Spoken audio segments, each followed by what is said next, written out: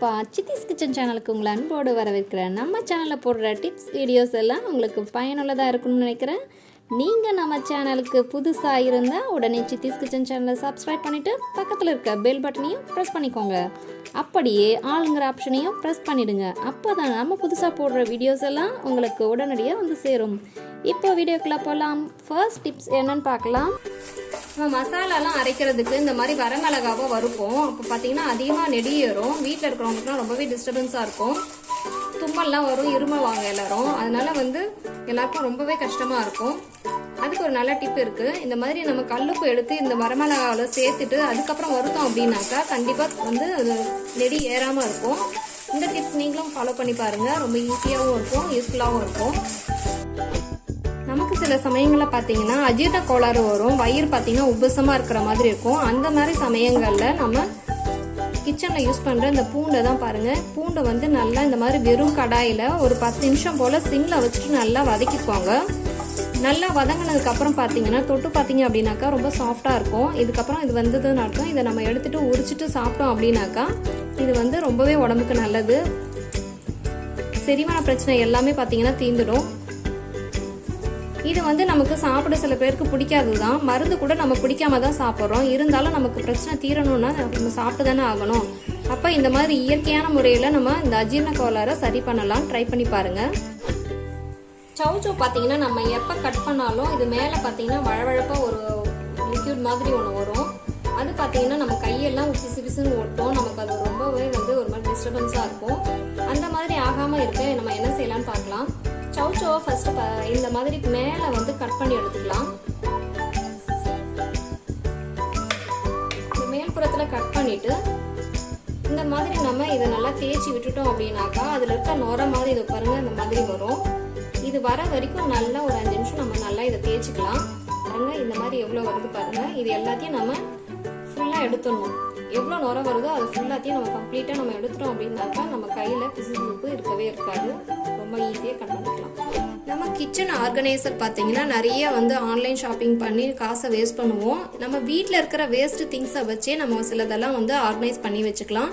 நான் கரண்டி எல்லாம் பார்த்தீங்கன்னா வேஸ்ட்டான ஒரு ஜக்கில் தான் பார்த்தீங்கன்னா ஆர்கனைஸ் பண்ணி வைப்பேன்.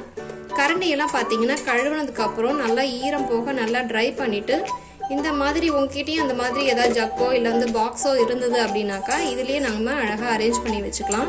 இது நமக்கு ஸ்டவ் பக்கத்தில் இருக்குது அப்படின்னாக்கா எடுக்கிறதுக்கும் பார்த்தீங்கன்னா ரொம்பவே ஈஸியாக இருக்கும். இந்த டிப்ஸ் உங்களுக்கு யூஸ்ஃபுல்லாக இருக்கும். நீங்களும் ட்ரை பண்ணி பாருங்கள். கத்தி மட்டும் இல்லைங்க, கரண்டி இந்த மாதிரி நம்ம அடிக்கடி யூஸ் பண்ணுற ஸ்பூனு இதெல்லாம் கூட நம்ம இந்த மாதிரி அரேஞ்ச் பண்ணி வச்சுட்டோம் அப்படின்னாக்கா நமக்கு எடுக்கிறதுக்கு ரொம்பவே சௌகரியமாக இருக்கும். அடுத்தது பார்த்தீங்கன்னா இந்த மாதிரி ஒரு கிளாஸ் தான் நான் எடுத்திருக்கேன். இது அதிகம் நான் யூஸ் பண்ணாத கிளாஸ் தான்.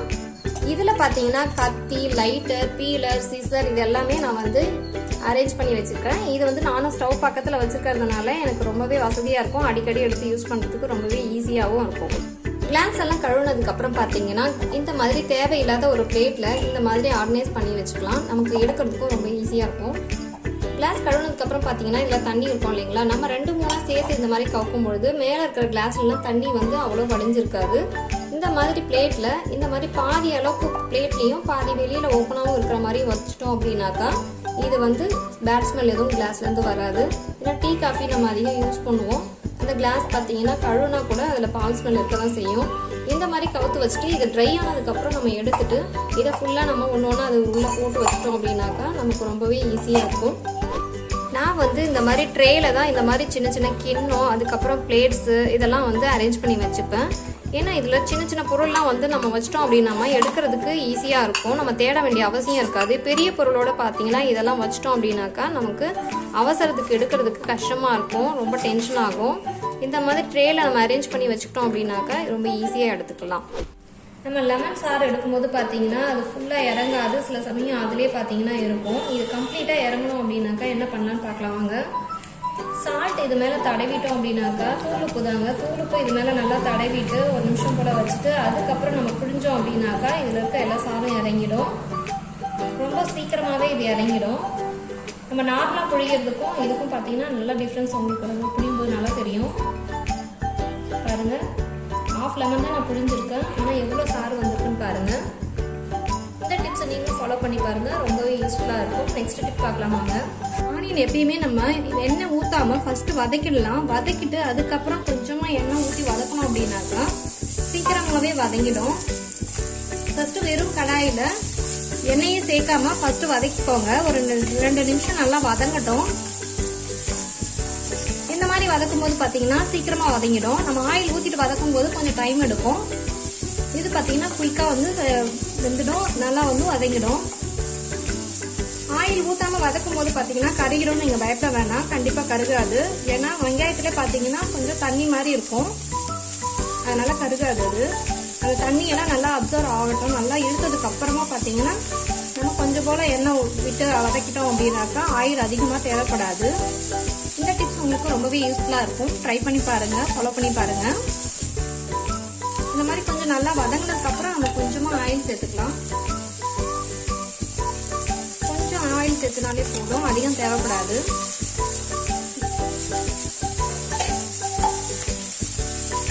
பாருங்க எவ்வளவு சீக்கிரமா வதங்கிடுச்சு அப்படின்னு.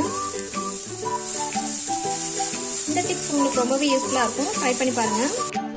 நம்ம வத்தல்லாம் பொரிக்கும் போது பாத்தீங்கன்னா ஆயில் அதிகமா பிடிக்கும். இது வந்து நம்ம அவாய்ட் பண்ணணும்னு நினைச்சோம் அப்படின்னாக்கா ஆயில் கொதிக்கும் பொழுது கொஞ்சமா உப்பு சேர்த்துக்கலாம். உப்பு சேர்த்துட்டு அதுக்கப்புறம் வத்தல் பொரிச்சோம் அப்படின்னாக்கா ஆயில் அதிகமா பிடிக்காது. பிபி இருக்கிறவங்கலாம் வந்து ஆயில் குறைவா தான் சேர்த்துப்பாங்க. அவங்களாம் இந்த டிப்ஸ் வந்து யூஸ் பண்ணிக்கலாம்.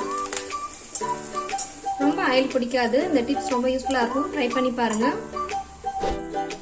நம்ம பாசி பருப்பெல்லாம் வாங்கிட்டு வந்து ஸ்டோர் பண்ணி வைக்கிறதுக்கு முன்னாடி கடாயில் இந்த மாதிரி சிம்லேயே வச்சு நல்லா வறுத்துட்டு அதுக்கப்புறம் ஸ்டோர் பண்ணோம் அப்படின்னாக்கா பூச்சி வண்டெல்லாம் சீக்கிரம் பிடிக்காது. ரொம்ப நாளைக்கு கெட்டு போகாம ரொம்ப நல்லா இருக்கும். வெறும் கடாயில் இந்த மாதிரி சிம்ல வச்சுட்டு நல்லா வறுத்துக்கலாம். அந்த சூடு வந்து இதில் ஏறணும், அது வரைக்கும் மட்டும் வறுத்துக்கலாம். கலர் சேஞ்ச் ஆகக்கூடாது. ஆனால் பருப்பில் இந்த மாதிரி நல்லா சூடானதுக்கப்புறம் எடுத்து நல்லா ஆற வச்சுட்டு அதுக்கப்புறம் நம்ம கண்டெய்னரில் ஸ்டோர் பண்ணோம் அப்படின்னாக்கா இது ரொம்ப நாளைக்கு நமக்கு கெட்டு போகாமையும் இருக்கும், பூச்சி வண்டு பிடிக்காமலும் இருக்கும். ரொம்ப நல்லாயிருக்கும். இந்த டிப்ஸ் ரொம்ப யூஸ்ஃபுல்லாக இருக்கும். ட்ரை பண்ணி பாருங்கள். நம்ம நான்வெஜ்லாம் சமைச்சோம் அப்படின்னாக்கா நம்ம கையில் பார்த்தீங்கன்னா அந்த மீன் இல்லைன்னா நான்வெஜ் ஏதாவது சிக்கன் மட்டன் இதெல்லாம் அலசணும் அப்படின்னாக்கா அந்த ஸ்மெல் வந்து நம்ம என்னதான் ஹேண்ட் வாஷ் சோப்பு இதெல்லாம் போட்டு கழுவுனா கூட பார்த்தீங்கன்னா ஸ்மெல் வந்து போகவே போகாது. நமக்கு ரொம்பவே கஷ்டமாக இருக்கும். அதுக்கு நம்ம ஒரு நல்ல டிப் வச்சுருக்கோம் பாருங்கள். நம்மக்கிட்ட பேஸ்ட் இருக்கும் இல்லைங்களா, அதை வந்து நம்ம கையில் நல்லா ஃபுல்லாக அப்ளை பண்ணிவிட்டு நல்லா தேய்ச்சி விட்டுட்டு அதுக்கப்புறம் கழுவோம் அப்படின்னாக்கா ரொம்ப ஈஸியாகவே நமக்கு வந்து போயிடும். ஸ்மெல் கொஞ்சம் கூட இருக்காது. இந்த டிப்ஸ் ரொம்ப யூஸ்ஃபுல்லாக இருக்கும். ட்ரை பண்ணி பாருங்கள். ஃபுல்லாக அந்த மாதிரி நல்லா அப்ளை பண்ணிவிட்டு வாஷ் பண்ணிட்டோம் அப்படின்னாக்கா நமக்கு இந்த ஸ்மெல் கம்ப்ளீட்டாக போயிடும். ஸ்மெல் கொஞ்சம் கூட இருக்காது.